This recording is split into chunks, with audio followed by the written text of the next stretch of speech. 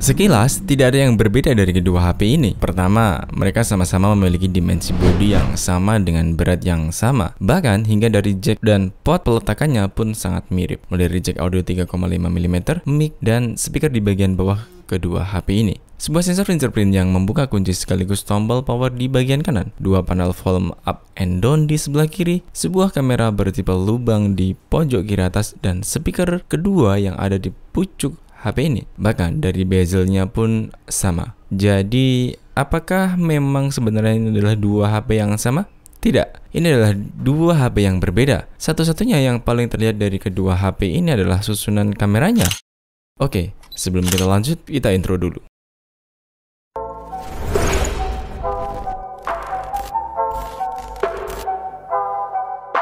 Di susunan kamera ini terlihat jelas kalau ia memiliki satu komponen kamera utama sebesar 50 megapiksel. Ini jadi tantangan tersendiri untuk HP kelas 2,5 jutaan, tapi bisa ngasih resolusi kamera 50 megapiksel.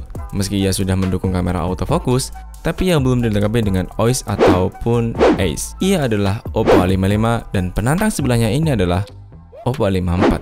Benar. Tiga kamera yang ada di sini hanya beresolusi 13 megapiksel sebagai kamera utama, tetapi hasil kameranya bisa disandingkan dengan kamera 50 megapiksel yang dimiliki oleh Oppo A55. Meskipun head to head-nya tetap bisa dikatakan kalau ia kalah dengan hasil dari Oppo A55. Jelas, karena bukaan lensa yang dimiliki Oppo A55 lebih besar, kuat, dan tentu hasil fotonya terlihat lebih tajam dengan dynamic range yang luas. Oppo A54 ditenagai dengan prosesor MediaTek MT67675V dengan kecepatan CPU hingga 2,3 Hz yang menggunakan 8 inti prosesor dengan kombinasi GPU AMD GA8320 dengan masing-masing tenaga di 680 MHz dengan sistem operasi ColorOS 7.2 berbasis Android 10.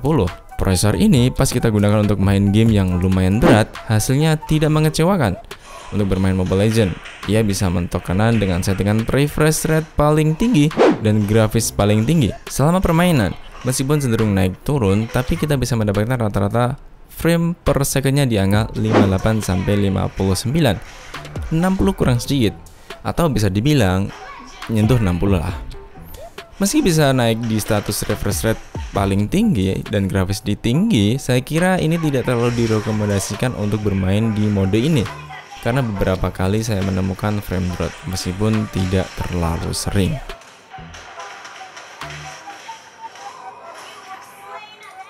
Kapasitas baterai 5000 mAh yang tertanam dengan settingan layar sebesar 6,5 inch dan beresolusi HD+, jadi sangat wajar jika hasil dari visual game atau pas buat nonton YouTube juga enak. Baterai ini berkurang 3% saja selama main Mobile Legends selama 10 menit. Main game di Oppo A54 sudah didukung dengan sampling touch 120Hz dan refresh rate 60Hz. Berbeda dengan Oppo A55 yang ditenagai dengan prosesor MediaTek G35. Prosesor ini diklaim Oppo mempunyai kecepatan hingga 2,3 GHz yang menggunakan 8 inti dan GPU AMD GA8320 pada masing-masing 680Hz. Ia menggunakan ColorOS 11.1 berbasis Android 11. Untuk urusan main Mobile Legends, hasilnya juga bisa kita pentokin ke kanan. Komposisi refresh rate-nya di posisi tinggi dengan grafis yang tinggi juga, pun tetap bisa dieksekusi dengan sangat apik. Rata-rata frame per second-nya bisa kita dapat antara 59 dan 60. Ini menarik. Atau sekali lagi rata-rata malah kita katakan sebagai di 50 frame per second-nya. Meski kita nggak memainkan Genshin Impact, tapi kita coba untuk memainkan Need for Speed dan PES Mobile di kedua HP ini. Hasilnya juga tidak mengecewakan, punya kesan masing-masing di keduanya, terutama di Need for Speed-nya, grafisnya oke, main juga oke.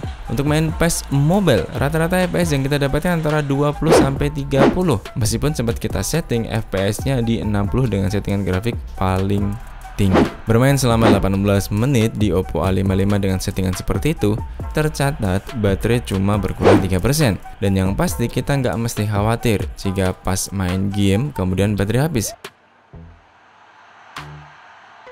Karena baterai 5000 mAh yang dimiliki Oppo A55 ini sudah didukung dengan flash charge 18 watt. Tidak terlalu besar, tapi ini cukup untuk mempercepat pengecasan kita. Paling tidak, untuk pengecasan selama 1 jam, tenaga yang dihasilkan naik 50%.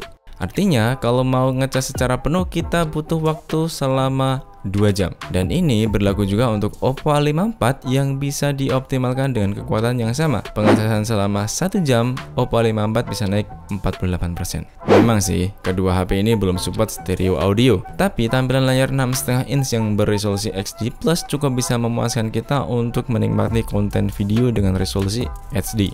Andai kata kita nggak suka dengan model audio bawaan, pun kita bisa masih ngakalinya dengan bantuan atribut tambahan berupa headphone maupun earphone. Kalaupun tidak, itu juga tidak terjadi masalah apa-apa. Suaranya sudah cukup untuk bisa dinikmati tanpa tambahan alat apapun.